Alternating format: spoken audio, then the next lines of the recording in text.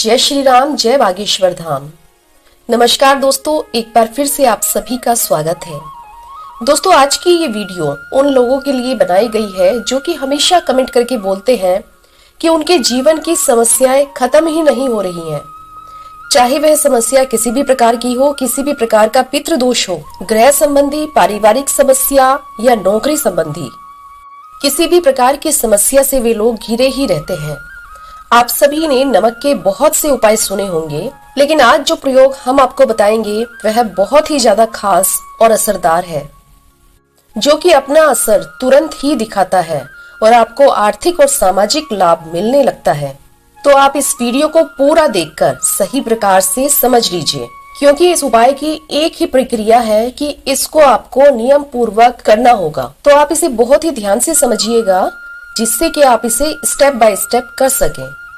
क्योंकि दोस्तों, हमारे बीच में बहुत से ऐसे लोग हैं जो कि बहुत मेहनत करते हैं और हमेशा ही परेशानियों से घिरे रहते हैं। बहुत मेहनत करने के पश्चात भी सफलता उनके हाथ ही नहीं लगती और वे हमेशा कर्ज में डूबे ही रहते हैं। परेशानियां उनका पीछा ही नहीं छोड़ती। यह नमक का प्रयोग उन्हीं लोगों के लिए है जो कि कोई आसान सा उपाय ढूंढ रहे हैं, जो बहुत ज्यादा नियमों का पालन नहीं कर सकते हैं। तो ऐसे लोगों को बस एक बार नमक का उपाय जरूर करना चाहिए। और नमक का ये उपाय बहुत ही जल्दी, तुरंत के तुरंत, चुटकियों में अपना प्रभाव दिखाता है। तो बहुत ही ध्यान से सुनिएगा। और यदि आपकी समस्या का निदान नहीं होता, आपकी समस्या ज्यों की त्यों बनी रहती है, तो दोस्तों आप मुझे कमेंट करके जरूर बताइए, क्योंकि हमारे चैनल का सिर्फ एक ही मकसद है कि जन साधारण की सहायता हो और हर किसी का जीवन सफल बन जाए, सनातन धर्म आगे बढ़ता जाए। देखिए दोस्तों, नमक का प्रयोग बहुत सी चीजों में किया जाता है। आपने भी सुना होगा कि नमक का प्रयोग ज्योतिष शास्त्र, वास्तु शास्त्र और समुद्र शास्त्र में अनेकों प्रकार से किया जाता है। नमक का प्रयोग करके बहुत से लोगों ने चमत्कारिक लाभ प्राप्त किए हैं, लेकिन आज के आधुनिक युग में बहुत से लोग इन उपायों से अनजान हैं। लेकिन आज का प्रयोग यदि आप करते हैं तो आप अपने जीवन से नकारात्मक ऊर्जा को हमेशा हमेशा के लिए खत्म कर सकते हैं। तो दोस्तों ध्यान से सुनिएगा कि आपको ये प्रयोग करना कैसे है। आप अपने दोनों हाथों की हथेलियों में नमक ले लें। ये आपको लेना किस प्रकार से है, आप अपने दोनों हाथों की हथेलियों के बीच में नमक को ले लें और ये प्रयोग आपको सोमवार या फिर शुक्रवार के दिन से ही प्रारंभ करना है। दोस्तों, इस बात का तो आपको विशेष ध्यान रखना है, या तो इस उपाय को आप सोमवार से शुरू कीजिए या फिर शुक्रवार से शुरू कीजिए। इन दोनों दिनों में से किसी भी दिन आप इस उपाय को प्रारंभ कर सकते हैं। आप अपने दोनों हाथ की अंजुनी बनाएं और उसमें नमक को भर लें और उसके पश्चात आप अपने इष्ट देव का ध्यान करें।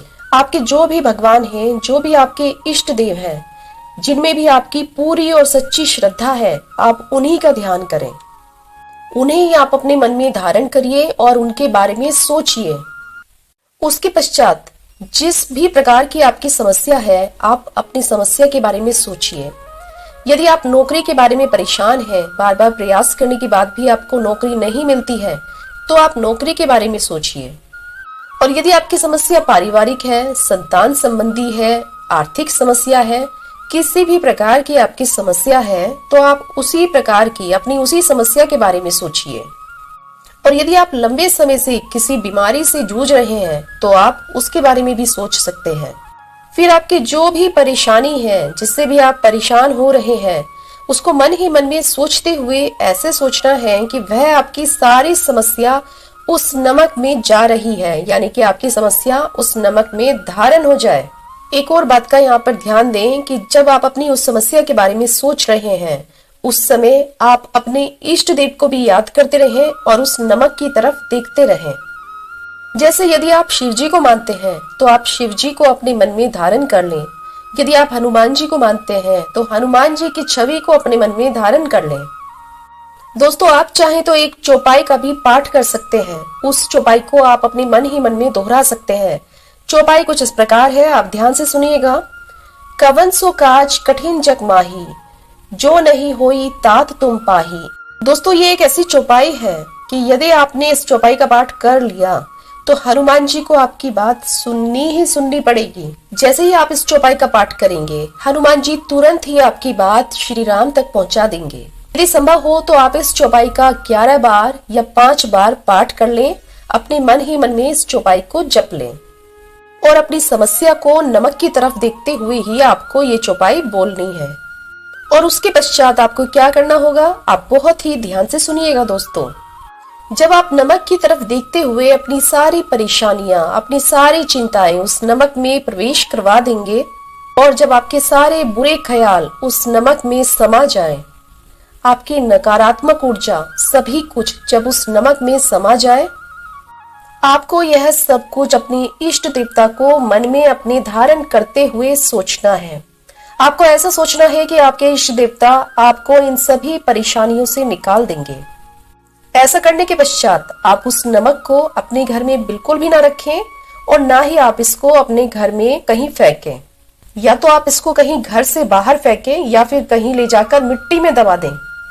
चाहे कुछ भी हो दोस्तों, आपको इस नमक का इस्तेमाल बिल्कुल भी नहीं करना है। तुरंत की तुरंत ही आपको इस नमक को घर से बाहर कर देना है। ऐसा करने के साथ ही आपको तुरंत ही आभास होने लगेगा कि आपकी जो परेशानियां थी वो कम होने लगी हैं और आप धीरे धीरे महसूस करेंगे कि आप जैसे जैसे ये उपाय करते जा रहे हैं, आप अपनी समस्याओं से मुक्त होते जा रहे हैं। अब आप इस बात का ध्यान रखें कि जिस दिन भी आपने यह उपाय किया है, चाहे आपने सोमवार में किया है या फिर शुक्रवार में किया है, यानी कि कुल आपको 3 दिनों तक इस उपाय को करना है। यानी कि आपको लगातार 3 दिनों तक इस उपाय को करना है। आपको इसी प्रकार से अपनी हथेलियों में नमक भर लेना है और आप महसूस करेंगे कि जैसे जैसे आप उपाय करते जा रहे हैं, आपकी समस्याएं समाप्त होती जा रही है। बस आप इस बात का ध्यान रखें कि आपको लगातार यह प्रयोग 3 दिन तक करना है। यदि आपने सोमवार में इस प्रयोग को आरंभ किया है तो आपको सोमवार, मंगलवार और बुधवार करना है। और या फिर यदि आप शुक्रवार से इस उपाय को आरंभ करते हैं तो आपको शुक्रवार, शनिवार और रविवार 3 दिन इस उपाय को कर लेना है। अब दूसरा उपाय, जिन भी लोगों को पितृदोष की समस्या, यदि वो कुछ भी काम करने जाते हैं तो हर काम में पितृदोष अड़चन अड़ा देता है। कुछ भी कर लें लेकिन उन्हें सफलता प्राप्त नहीं होती है। ऐसे लोगों को क्या करना है, बहुत ही ध्यान से सुनिएगा। शनिवार के दिन 8 कील आपको ले लेनी है और साथ ही आपको लेना है एक कागज में नमक। नमक आपको इतना लेना है कि जो आपने वो 8 कीलें ली हैं, वो 8 की 8 कीलें नमक में छुप जाएं। आपको क्या करना है कि आप पहले कागज पर 8 कीले रखें, उसके बाद उस पर नमक रखें, फिर उसकी एक पुड़िया बना लें, फिर उसको आप पीपल के वृक्ष के नीचे जाकर दबा दें, क्योंकि पीपल के वृक्ष में भगवान विष्णु का वास होता है। और वहां पर जाकर यदि आप यह उपाय करेंगे तो आपके जो कष्ट है वह तुरंत के तुरंत ही समाप्त हो जाएंगे। अब मैं आपको तीसरा और बहुत ही सटीक उपाय बता दूं दोस्तों। यदि आपके घर में कोई वास्तु दोष है, जैसे कि आपने देखा होगा कई बार लोग बना बनाया घर खरीद लेते हैं, इसलिए वे घर को अपने अनुसार नहीं बनवा पाते हैं और ऐसे में वे अपने घर को तोड़ भी नहीं सकते, कुछ रिनोवेशन भी नहीं करा सकते। तो उन लोगों को क्या करना होगा, बहुत ही ध्यान से सुनिएगा। घर में वास्तु के कारण जहां पर भी कलेश होता है, आपसी अनबन बनी रहती है, घर में आपस में भेदभाव बने रहते हैं, ऐसे में जहां पर वास्तु की समस्या है, चाहे वह रसोई घर हो या फिर बाथरूम हो, जहां पर भी आपको लगता है कि यहाँ पर वास्तु की समस्या है, वहां पर आपको एक नमक की पोटली बनाकर रख देनी है। जी हाँ दोस्तों, आपने बिल्कुल सही सुना।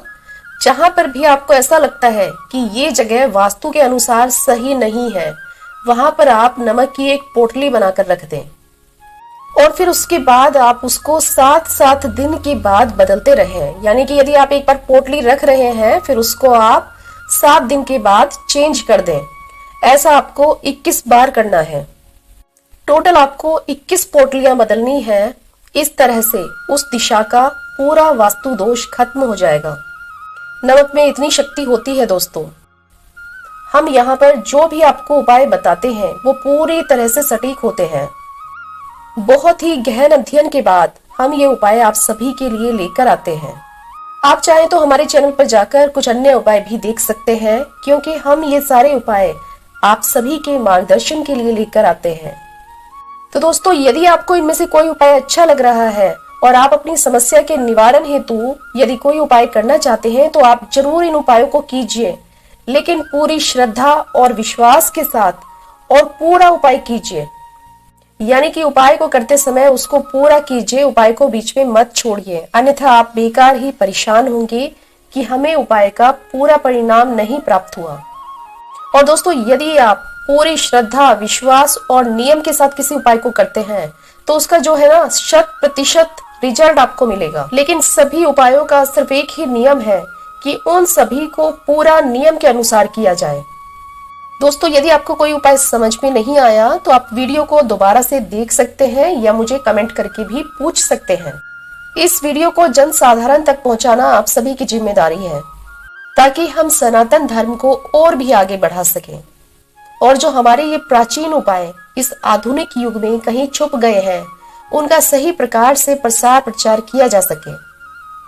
तो दोस्तों, यदि आपको ये वीडियो अच्छी लगी है तो वीडियो को एक लाइक कीजिए, और यदि आप चैनल पर नए हैं तो चैनल को सब्सक्राइब करना ना भूलें और साथ ही साथ बेल आइकन को भी दबा लें, जिससे होगा ये कि हम जब भी कोई नई वीडियो अपलोड करेंगे उसकी नोटिफिकेशन सबसे पहले आप तक पहुंचे। मिलते हैं अन्य कुछ इसी प्रकार की जानकारी के साथ। जय श्री राम, जय बागेश्वर धाम।